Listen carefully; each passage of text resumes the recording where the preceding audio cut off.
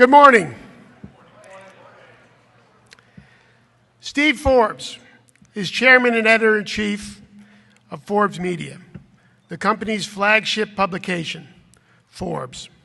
It's the nation's leading business magazine. Forbes, combined with Forbes Media, with Forbes Asia, Forbes Europe, the company's licensee editions published in over 20 countries, reached a worldwide audience of more than 5 million readers. Forbes.com has become a leading destination site for senior business decision makers and investors, averaging 30 million unique monthly visitors.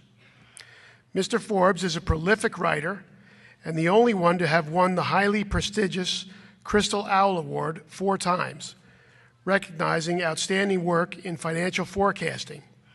He has authored several books that have been recognized on the Wall Street Journal and the New York Times bestseller lists.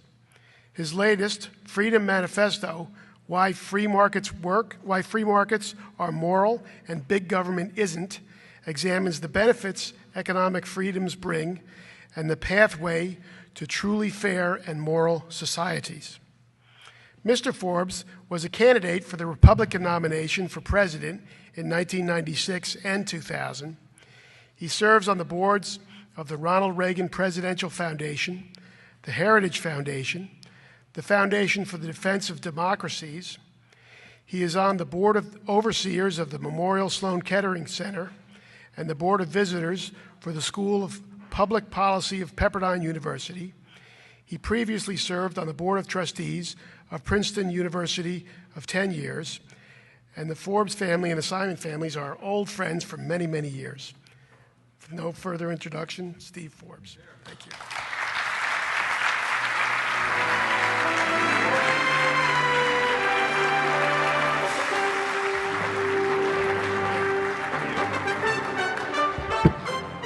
Well, thank you very much, Peter, for those very kind words. The families have gotten along well over the years. We've had our forays in the political arena, and here we are today fighting battles we thought we had won 20, 30, 40 years ago.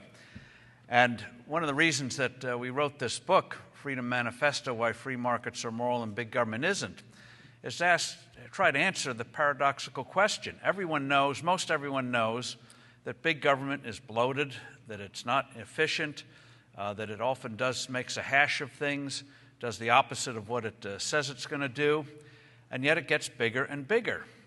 And I think the answer why that happens is that for all of its inefficiencies and all the damage it can do to the economy, and I want to emphasize this is big government, not the government envisioned by James Madison. As you know, James Madison, the father of our Constitution, once observed, he said that if we are angels, we'd not need government, we'd not need laws.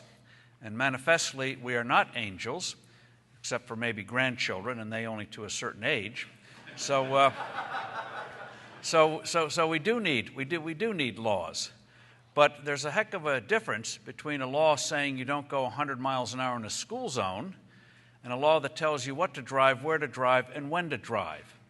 And so we're talking about big government, not the kind of government envisioned by our founders. So why does big government get bigger? The answer is that big government, for all of its flaws, still occupies the high moral ground. The feeling is, yes, it may be bloated and inefficient, but its heart is in the right place. It's there to help people, help the poor, help people from the coldness and brutality of the marketplace, try to keep the economy on track as free markets go off the rails, as they do from time to time, according to their scenario. But what we've discovered in doing this book is that free markets do all the things big government claims to do, and big government does all the things it accuses of free markets doing. And free markets are moral in no small part because they meet the needs and wants of other people, whereas big government ultimately meets its own needs. There was a British historian that we cite in the book called C. Northcote Parkinson. Wonderful British name, C. Northcote Parkinson. Anyway, back in the 1950s, he was doing a history of the British Navy. And he noticed that after World War I, when Britain had the largest navy in the world, in those days Britain always felt it had to have a navy as big as the next 2 navies combined, And after they won the Great War, World War I, the feeling was there's going to be no more big wars, and so the British Navy, Royal Navy, was sharply downsized. Ships were mothballed, sailors were discharged, dock workers were laid off. But Parkinson noticed that as the Navy got smaller, the bureaucracy running the Navy got bigger. And he wondered why.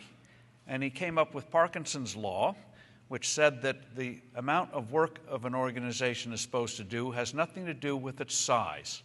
That left to its own devices, it will just get bigger and bigger and bigger, even though the amount of work gets smaller and smaller and smaller. You see it today, everywhere. You look at our agricultural department. The joke is, when are the lines going to cross between the number of farmers out in the U.S. and the bureaucracy in the agricultural department? When are the bureaucrats going to outnumber the farmers? And so one of the virtues of free markets is, even though it's run by human beings, and again, every organization left to its own devices will ultimately, without outside checks, become inward-looking and go about meeting its own needs, not the needs that it was originally originated for. And so in terms of the marketplace, if you do get bloated, if you do lose sight of what you're supposed to be doing, you'll get your comeuppance very quickly as customers flee you. So there is that discipline there. So in terms of morality, in Hollywood, research has shown that businessmen, and they're always the evil ones in Hollywood movies, usually, businessmen have killed more people in Hollywood movies than have serial killers. And the stereotype, either they're grossly obese, the jowls going up and down in glee as they figure out how to pollute water and kill household pets and things like that, or they're the opposite, thin, spindly fingers rubbing their spindly fingers in glee at the amount of misery they can cause. But in the real world, it's quite the opposite. I mean, even people who believe in free enterprise, there's sort of the feeling out there, floating out there, it's not just in Hollywood, that capitalism may be necessary because it delivers the goods, gives us prosperity, but it's somehow kind of a little taint about it, amoral, sort of a Faustian bargain, making a deal with the devil. You appeal to greed, you appeal to the baser instincts of people's natures. But hey, it gives us prosperity, so if you succeed in business, you atone for your sins by giving all your riches away.